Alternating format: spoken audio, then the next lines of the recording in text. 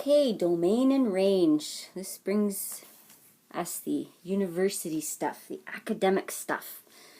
The domain of a function is the list of values along the x-axis for which the function exists. Remember we talked about how you may have this kind of parabola, but if it's a word problem, it really only exists right here. So your domain is all these numbers along the x-axis.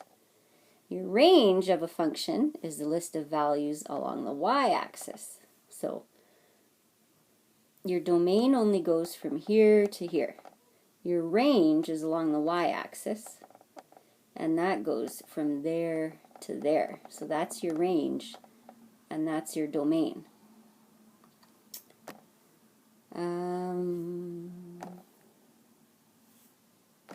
Where's all the graphs? Okay, I'm going to pause it for a second here. Okay, so let's write the domain and range of these lines. So this line, see those arrows at the end? That means it goes on forever and ever. So it exists for all values on the x-axis in both directions. So what we say is domain equals x such that x is an element of the real numbers. Now, what does real numbers mean? If this line was just these dots, then that would mean x is 0, x is 1, x is 2, x is 3, x is 4, x is 5, x is 6. But this line is not just those dots. Every single little dot in between all those dots also exists. So it's not just 1 and 2 and 3, it's 1.1, 1.2, 1.3, and it's the ones in between those. It's 1.05, 1.15, 1.25, and it's the ones all in between those. 1.25, 0.25, 0.75. So you can go on forever and ever actually in between two solid numbers or two whole numbers.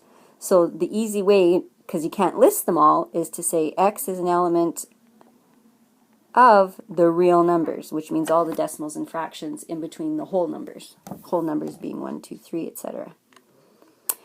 And where this line exists on the y-axis, well, it goes up and down it goes up forever and it goes down forever, just like it went right forever and left forever for the x-axis. So for the y-axis, all the values exist. So your range is y such that y is an element, like a member of the real numbers, because it's not just 1, 2, and -1 and -2. It's all the little decimals and fractions in between those whole numbers. So let's look at this one. Now this has an arrow on this end, but there's no arrow on that end. So x doesn't exist over here. There's no function on that side. X does exist here forever and ever because it goes up forever and ever, so it goes to the right forever and ever. So your domain is squiggly bracket x such that x is an element of the real numbers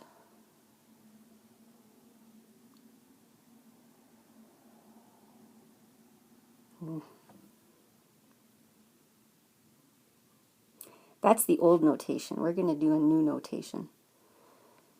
X such that, yeah, you can put your XCR at the beginning. Okay, I'm going to start this over.